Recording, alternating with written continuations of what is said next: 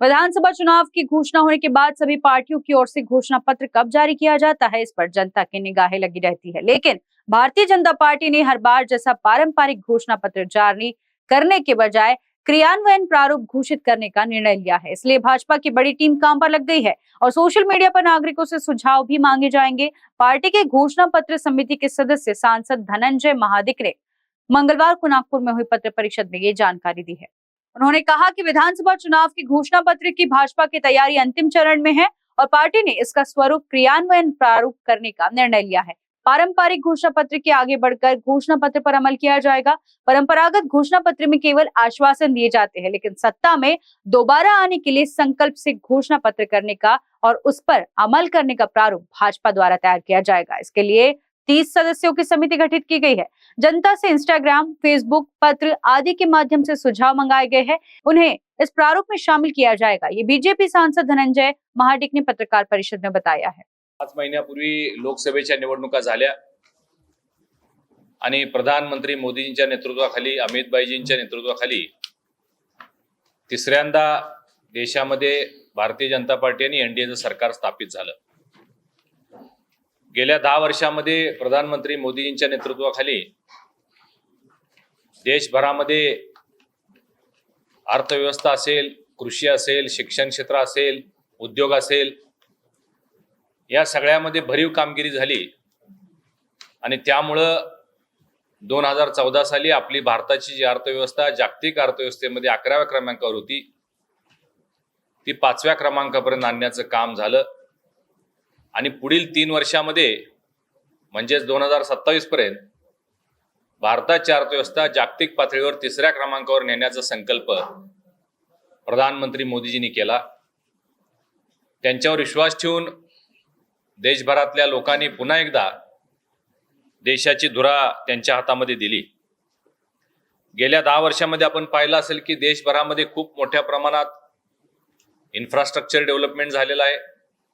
Roads होत आहेत, bridges होत आहेत, फ्लायओव्हर्स होत आहेत, नवीन एअरपोर्ट्स, पूर्वी 49 एअरपोर्ट्स होते, आज जवळजवळ 150 एअरपोर्ट्स नव्यानं स्थापन झालेले आहेत। रेल्वे स्टेशन्स, त्याचं नूतनीकरण मोठ्या प्रमाणात होतंय। एकाच वेळी 108 रेल्वे स्टेशनचं नूतनीकरण होत असताना एक गिनीज वर्ल्ड रेकॉर्ड झालेला आपण सगळ्यांनी पाहिलं। वेगवेगळ्या पद्धतीच्या ट्रेन्स, गतिशक्ती अंतर्गत असेल, त्याचबरोबर वंदे भारत सारख्या ट्रेन असतील, ज्या आपल्यासाठी फक्त काल्पनिक होत्या, त्या सुद्धा देशभरामध्ये धावताना आपण पाहतो। जगातील सर्वोत्कृष्ट गोष्टी आपल्याकडे असल्या पाहिजेत, ही संकल्पना प्रधानमंत्री मोदींनी देशामध्ये आणली आणि आपण पाहिलं जगातील सर्वात उंच पुतळा सरदार वल्लभभाई पटेलजींचा आपल्याकडे आहे। जगातील सगळ्यात उंचीवर असणारा रेल्वेचा ब्रिज, चिनाब ब्रिज आपल्याकडे आहे। जगातील सगळ्यात उंच असणारा टनेल आपल्याकडे आहे। जगातील सर्वात मोठा समुद्री सेतू, अटल सेतू आपल्याकडे आहे। जगातील सगळ्यात मोठं कन्व्हेन्शन सेंटर, भारत मंडपम आपल्याकडे आहे। आणि याचबरोबर उद्योग क्षेत्रालाही चालना देण्याचं आणि वाढवण्याचं काम मोठ्या प्रमाणात गेल्या 10 वर्षांमध्ये झालं। एखादं उदाहरणच द्यायचं म्हटलं तर डिफेन्स क्षेत्रामध्ये आपण पूर्वी 97% डिफेन्सचे जे इक्विपमेंट्स होते ते आयात करत होतो, आज आपण स्वयंपूर्ण होऊन निर्यात करणारा देश बनलेलो आहोत। हे प्रधानमंत्रीजींची किमया आहे। या 10 वर्षाच्या कालावधीमध्ये गरीब कल्याणाच्या अनेक योजना आपल्या सरकारनं आणल्या। त्यामध्ये 2-3 गोष्टींचा प्रामुख्याने उल्लेख करावा लागेल। तो म्हणजे पीएम अन्न सुरक्षा योजना जी आहे, या माध्यमातून देशभरातील 80 कोटी लोकांना विनाशुल्क रेशन दिलं जातं। प्रधानमंत्री आयुष्यमान भारत योजनेच्या माध्यमातून प्रत्येक कुटुंबाला 5 लाख रुपयेपर्यंतचा आरोग्याचा विमा केला जातो। मोठ्या प्रमाणात उत्पादन होत असल्यामुळे शेतकऱ्यांना किसान सन्मान सारखा निधी प्रत्येक वर्षाला 6,000 रुपये दिला जातो। 1 रुपयामध्ये पीक विमासारखा एक ऐतिहासिक निर्णय तो सुद्धा आपण पाहिलेला आहे। आणि आपल्याबरोबरच एक्सपोर्ट करण्याचं सुद्धा काम शेतकरी करतायत, हे तितकंच सत्य आहे। महिला क्षेत्रामध्ये लखपती दीदी योजना महिलांसाठी आणून नारी शक्ती मजबूत करण्याचं काम प्रधानमंत्री महोदयांनी केलं। युवकांसाठी रोजगाराच्या अनेक संधी उपलब्ध करून दिलेल्या आहेत। स्टार्टअपची संख्या 350 होती आपल्या देशामध्ये, ती 1 लाखाहून अधिक झालेली आहे. MSME सेक्टरमध्ये सुद्धा अशाच पद्धतीत काम झालेलं आपण पाहिलेलं आहे. सूर्यघर योजनासारखी योजना आणून सामान्य लोकांना दिलासा देण्याचं काम सुद्धा झालेलं आहे. हे सगळं होत असताना राज्यामध्ये सुद्धा 2014 ते 2019 माननीय देवेंद्र फडणवीसजी यांच्या नेतृत्वाखाली सुद्धा आपल्या सरकारनं या राज्यामध्ये महायुतीच्या सरकारनं भरीव काम केलं. परंतु 2019 साली आपण सगळ्यांनी पाहिलं, आपण त्याचे साक्षीदार आहात, की एक अनैसर्गिक आणि अनैतिक सरकार राज्यामध्ये महाविकास आघाडीच्या रूपानं आलं. त्या सरकारमध्ये आपण पाहिलं की अनेक निर्णय स्थगित करण्याचं काम त्यावेळी झालेलं होतं आणि एक अकार्यक्षम सरकार म्हणून त्याला संबोधलं गेलं. अनेक प्रकल्पांना स्थगिती देण्याचं त्यांनी काम केलं आणि मोठ्या प्रमाणात भ्रष्टाचार त्या कालावधीमध्ये झालेला आपण पाहिला. अनेक मंत्री महोदय जेलमध्ये सुद्धा गेले, हे सुद्धा आपण सगळ्यांनी पाहिलेलं आहे. आणि मग पुन्हा एकदा नव्यानं 2022 साली राज्यामध्ये महायुतीचं सरकार आलं. सन्माननीय मुख्यमंत्री म्हणून एकनाथ शिंदेजी, उपमुख्यमंत्री देवेंद्र फडणवीसजी आणि अलीकडे जाता अजितदादा यांची राष्ट्रवादी, या तिघांच्या महायुती सरकारनं केंद्रामध्ये असणारं जे सरकार आहे त्यांच्याच धर्तीवर राज्यामध्ये सुद्धा तितक्याच मोठ्या ताकदीनं आणि तितक्याच मोठ्या शक्तीनं काम करण्याला सुरुवात केलेली आहे. इन्फ्रास्ट्रक्चरमध्ये आज महाराष्ट्र हा भारतात सर्वात आघाडीवर आहे. अनेक रोड्स आहेत, मी आता सगळ्यांची नावं घेऊन आपल्याला वेळ आपला घालवणार नाही, परंतु समृद्धी महामार्ग सारखा रस्ता असेल किंवा आज राज्यामध्ये तीर्थक्षेत्र जोडण्याचे जे प्रकल्प होत आहेत ते रोड्स असतील, त्याचबरोबर अटल सेतू, अनेक ठिकाणी मेट्रो प्रकल्प सुरू झालेले आहेत, त्याचे उद्घाटन काही ठिकाणी झाले, काही ठिकाणी भूमिपूजन झालेले आहेत. शेतकऱ्यांसाठी सुद्धा हे सरकार काम करते. शेतकऱ्यांना ज्या पद्धतीनं केंद्र सरकार PM किसान सन्मान निधी देतं, त्याच पद्धतीनं राज्य सरकारनं सुद्धा 6,000 रुपये आपला हिस्सा त्यामध्ये देण्याचा निर्णय घेतला आणि त्याचा हप्ता सुद्धा आलेला आहे. 16,000 मेगावॅटचं सोलर पार्कचं परवाच प्रधानमंत्री मोदींच्या हस्ते उद्घाटन झालेलं आपण सगळ्यांनी पाहिलं. आपल्या राज्याची जी इकॉनॉमी आहे ती 1 ट्रिलियन नेण्याच्या दृष्टिकोनातून हे सरकार काम करते आणि त्या विजननं हे सरकार काम करते, हे आपण पाहताय. त्या दृष्टिकोनातून मोठ्या प्रमाणात इन्व्हेस्टमेंट सुद्धा महाराष्ट्रामध्ये येत आहे, याचे सुद्धा आपण सगळेजण साक्षीदार आहात. हे सगळे इन्फ्रास्ट्रक्चर डेव्हलपमेंट करत असताना गरीब असतील, शेतकरी असतील, महिला असतील, युवा असतील, यांना सक्षम करत असताना गरीब कल्याणाच्या सुद्धा अनेक योजना या राज्यामध्ये आता झालेल्या आपल्याला पाहायला मिळतात. काही योजनांची जाणीवपूर्वक मला इथं आपल्याला म्हणजे उल्लेख करावासा वाटतो, तो म्हणजे मुख्यमंत्री लाडकी बहीण योजना. ही देशातली सगळ्यात पॉप्युलर झालेली योजना राज्यामध्ये आता सुरू झालेली आहे. महिलांच्या खात्यावर थेट कोणत्याही भ्रष्टाचार न होता थेट महिलांच्या खात्यावर महिलाला 1,500 रुपये आपल्या महायुतीच्या सरकारच्या माध्यमातून दिले जात आहेत. शेतकऱ्यांसाठी 7.5 HP पर्यंतचे सगळे वीज मोटरचं कनेक्शन हे माफ केलं जाणार आहे, याचीही घोषणा झालेली आहे. नव्यानंच आपण पाहिलं असेल की अनेक वर्ष अनेक समाजांच्या महामंडळांची ज्या मागण्या होत्या त्यामध्ये 18 समाजांच्या महामंडळांची घोषणा झालेली आहे. पत्रकारांचं सुद्धा महामंडळ, आपली सुद्धा अनेक वर्षाची जी मागणी होती त्यामध्ये सुद्धा 2 महामंडळे घोषित करण्याचं काम या सरकारनं केलेलं आहे. 285 जे ITI आहेत त्यांना महापुरुषांची नावे पहिल्यांदाच राज्याच्या इतिहासामध्ये दिली गेलेली आहेत. मुलींसाठी उच्च शिक्षण आहे, पूर्णपणानं मोफत उच्च शिक्षण करण्याची घोषणा अगदी MBBS पर्यंत, हे सुद्धा या राज्य सरकारनं त्याचा GR निघालेला आहे. बांधकाम कामगारांच्यासाठी कल्याणकारी योजना आहेत, त्यांना प्रापंचिक साहित्य, घरगुती साहित्य सुद्धा दिलं जातं. त्यांच्या मुलांच्या शिक्षणासाठी व्यवस्था आहे. संजय गांधी निराधार योजनेचे पूर्वी सुद्धा कार्यक्रम सुरू होते, परंतु त्याच्या 10 पट आता त्यामध्ये वाढ झालेली आहे. ते लाभार्थ्यांच्या मध्ये ज्यांना विधवा आहेत, परित्यक्त आहेत, हँडिकॅप आहेत, अशा लोकांना 1,500 रुपये देण्याची योजना ती सुद्धा सुरू आहे. वयोश्री योजना आणि तीर्थाटन योजना ही पहिल्यांदाच राज्यामध्ये ज्येष्ठ नागरिकांसाठी 30,000 रुपये तीर्थक्षेत्रांना भेटी देण्यासाठी ही योजना सुद्धा सुरू झालेली आहे आणि त्याचे मोठ्या प्रमाणात लाभार्थी होत आहेत. लोकसभेमध्ये एक फेक नरेटिव्ह चालला होता, आपल्या लक्षात असेल, ज्याच्यामध्ये संविधान बदलणार आणि महिलांच्या खात्यावर 1,00,000 रुपये म्हणजे महिन्याला 8,500 रुपये देणार, अशा पद्धतीची घोषणा काँग्रेसच्या वरिष्ठ नेत्यांनी त्यावेळी केलेली होती. परंतु यातलं त्यांनी काहीही केलं नाही, करू शकले नाहीत आणि हा सगळा खोटा नरेटिव्ह होता हे आता राज्यातल्या नागरिकांच्या लक्षामध्ये आलेलं आहे. या महायुतीनं मात्र अशा पद्धतीची कुठली आश्वासनं न देता प्रत्यक्षात ज्या घोषणा केल्या त्या पूर्ण केल्या आणि प्रत्यक्षात लाभ त्या लाभार्थ्यांच्यावर खात्यावर देण्याचं काम या सरकारनं आपल्या केलेलं आहे. आणि म्हणून ही जी पत्रकार परिषद आहे, येणाऱ्या निवडणुकीमध्ये भारतीय जनता पार्टीनं जवळजवळ 31 प्रकारचे उद्दिष्ट समोर ठेवलेले आहेत महाराष्ट्राच्या प्रगतीसाठी आणि महाराष्ट्राच्या विकासासाठी, ज्याच्यामध्ये कृषी असेल, उद्योग असेल, आरोग्य, शिक्षण, पायाभूत सुविधा, पर्यटन, शहरी विकास, ग्रामीण विकास आणि याचे 5 भाग केलेले आहेत: मुंबई, विदर्भ, मराठवाडा, उत्तर महाराष्ट्र आणि पश्चिम महाराष्ट्र. तर या सगळ्या क्षेत्रामध्ये आज ही पत्रकार परिषद एवढ्यासाठीच आहे की नागरिकांनी आपल्या सरकारकडून ज्या काही अपेक्षा असतील त्या आम्हाला पाठवाव्यात.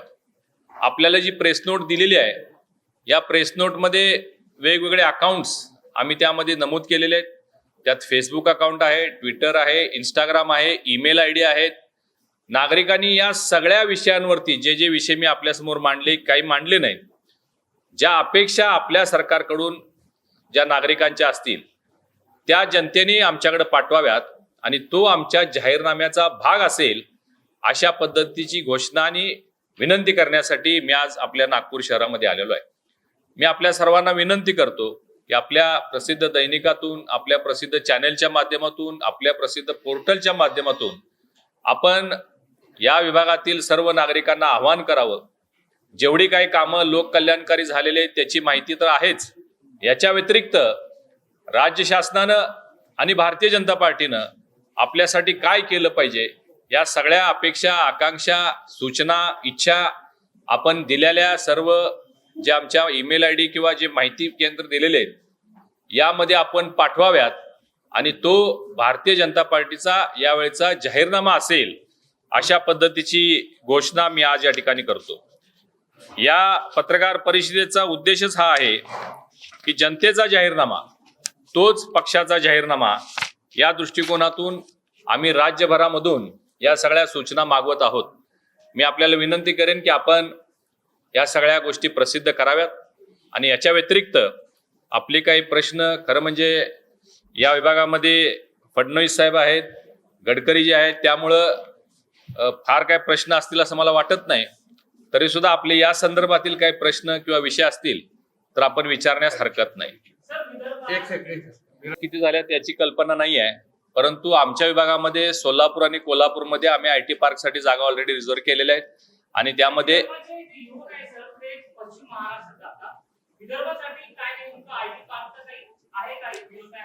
मला विदर्भातल्या झालेल्या किंवा न झालेल्या IT पार्कची कल्पना नाही आहे. मी तुम्ही महाराष्ट्रामध्ये कुठेही झाले नाही म्हटला, म्हणून आमच्या विदर्भामध्ये.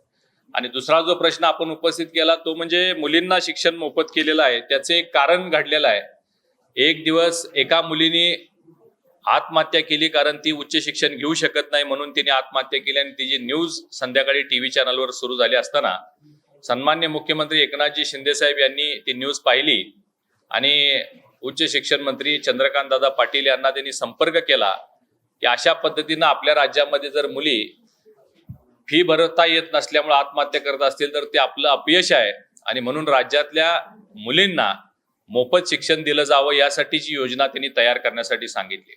हे पहा, हे आपल्याला मान्य करावं लागेल की मुलींच्या शिक्षणासाठी पालक थोडेसे म्हणजे मुलांपेक्षा कमी प्रयत्न करतात असं थोडंसं जाणीव आपल्याला लक्षात येते. कारण मुलींचं भविष्यामध्ये लग्न करणं किंवा संसार करणं याकडं ग्रामीण भागातल्या आणि गरीब क्षेत्रातल्या पालकांचा थोडासा ओढा असतो आणि म्हणून मुलींना शिक्षण पहिल्या फेजमध्ये मोफत दिलं जावं अशा पद्धतीची संकल्पना आली. त्याचा JR निघालेला आहे. आपली सूचना चांगली आहे, मुलांनाही शिक्षण मोफत केलं जावं. आता आम्ही जी मांडणी केलेली आहे त्यामध्ये जर तुम्ही सुचवलं तर आमच्या जाहीरनाम्यामध्ये आम्ही तो विषय घेऊ. जिल्ह्यांमधून जातोय आणि 17 जिल्ह्यामधील मला वाटतं 14-15 जिल्ह्यांनी त्याचं स्वागत केलेलं आहे. कारण मी सोलापूर, सांगलीमध्ये आमचं वास्तव्य आहे. सोलापूरमध्ये माझी शेती आहे, साखर कारखाना आहे. तिकडे लोक उत्सुक आहेत की हा शक्तीपीठ झाला पाहिजे. कोल्हापूरमध्ये विरोध होण्याचं कारण म्हणजे तिथं असणारे अल्पभूधारक शेतकरी. आज आमच्या कोल्हापूर जिल्ह्यामध्ये 69 गावांमधून हा महामार्ग जाणारा प्रस्तावित होता. आणि या 69 गावामध्ये तुम्हाला हेही कल्पना असेल की कोल्हापूर हे कृषी क्षेत्रामध्ये थोडंसं अग्रेसर आहे, किंवा आमच्या इकडचं वातावरण, क्लायमेट, पाणी, सूर्य या सगळ्यामुळे जर बघितलं तर आमच्याकडं उत्पन्नाचं जे प्रमाण आहे ते अधिक आहे. ऊसाची रिकव्हरी देशातली सगळ्यात जास्त कोल्हापूर जिल्ह्यामध्ये आहे. 13-14 पर्यंत रिकव्हरी कोल्हापूर जिल्ह्यामध्ये असते. आणि या सगळ्यामध्ये आमचा जो कोल्हापूर जिल्हा आहे यामध्ये जवळजवळ 55% हा डोंगर, नदी अशा पद्धतीचा हा जिल्हा आहे. आणि त्यामुळं कृषी क्षेत्र किंवा कृषीची जी जमीन आहे ती कमी आहे. आणि म्हणून अल्पभूधारक शेतकरी जास्त मोठ्या प्रमाणात आहेत. 2 एकर, 3 एकर, 1 एकर, 5 एकर वाले. आणि म्हणून आपली जमीन गेली तर आपण म्हणजे यामध्ये अजिबातच शिल्लक राहणार नाही, या दृष्टिकोनातून या शेतकऱ्यांचा विरोध झालेला आहे. सन्मान्य मुख्यमंत्री आणि उपमुख्यमंत्री महोदयांनी या प्रकल्पाला आमच्या इथं स्थगिती देण्याचा निर्णय घेतलेला आहे. तारीख नसावी, परंतु आम्हाला 25 तारखेपर्यंत आपण नागरिकांनी सूचना द्याव्यात ही आपल्या मार्फत मी विनंती करतो. सर, माझा एक प्रश्न आहे. मी डॉक्टर ममता खांडेकर, सरकारी पोर्टल. सर, तुम्ही म्हटले की 150 पेक्षा जास्त एअरपोर्ट आहे आणि तुम्ही बराचसा प्रगतीचा आढावा वाचलाय. विरोधक म्हणतात आता हे एअरपोर्ट सगळ्यात जास्त एअरपोर्ट हे अदानी यांच्या ताब्यात आहे. इव्हन चंद्रपूरमध्ये सुद्धा एक माउंट कार्मल शाळा ही सुद्धा अदानीला देण्यात आलेली आहे. तुमचं काय म्हणणं आहे की हे सर्वात जास्त जो काही झालेले प्रकल्प अदानींच्या त्याच्यात? सगळे प्रकल्प अदानींच्या ताब्यामध्ये नाही आहेत. 1-2 असावेत मुंबई वगैरे. कारण हे पाय एक प्रक्रिया असते, त्याच्यासाठी एक बिडिंग पद्धती असते. ज्या अपेक्षा आहेत, यापूर्वीचे एअरपोर्ट कोणाकडे होते, कोणाकोणाला दिले होते, हे सगळं आता सांगणं उचित नाही आहे. परंतु प्रगती होत असताना, डेव्हलपमेंट होत असताना, इन्व्हेस्टमेंट होत असताना ज्या कंपन्या इन्व्हेस्टमेंट करू शकतील, ज्या कंपन्या चांगल्या पद्धतीनं, पारदर्शक पद्धतीने ते चालवू शकतील, त्यांना हे दिलं जातं किंवा मिळतं. हे ऑनलाईन पद्धतीनं सगळं होतंय. कुणालाही फेवर केलं जात नाही, या मताचा मी आहे. आपण ज्या एका खाजगी शाळेचा उल्लेख केला, ही खाजगी शाळा आहे. मी सुद्धा अनेक शाळा घेतलेल्या आहेत. मी एखादी शाळा घेतली तर त्याच्या संदर्भात त्याच्या कुठ्यातरी उद्योगपतींच्या घशात ते घातलं असं म्हणता येणार नाही. हा प्रायव्हेट व्यवसाय, ते व्यावसायिक आहेत. त्यांनी एखादी संस्था घेतली तर त्या संदर्भात एवढा विरोधकांनी कांगावा करू नये असं माझं मत आहे. तर ते त्यांची ओरड तिकडे वेगळी आहे की सगळं महाराष्ट्रामध्ये तुम्ही देताय. असे कुठलेही प्लांट इकडून तिकडे गेलेले नाहीत. इथं आता परवाच 16,000 मेगावॅटचा महाराष्ट्रामध्ये प्लांट झालेला आहे. आपण त्याचे साक्षीदार आहात. अनेक प्रकल्प येत आहेत.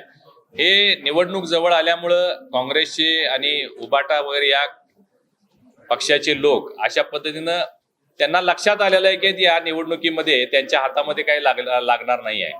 ज्या पद्धतीनं महायुतीची घोडदौड चालू आहे, या राज्यामध्ये पुन्हा एकदा महायुतीचं भरभक्कम सरकार येणार हे लक्षात आल्यामुळं त्यांच्या अशा पद्धतीचे काहीतरी वेगळे चुकीचे नरेटिव्ह सेट करण्याचा प्रयत्न ते करतायत. तुम्ही बघताय लोकसभेच्या निवडणुकीपासून तोच उद्योग सुरू आहे, जबकि त्याच्यामध्ये कोणतीही सत्यता नसती.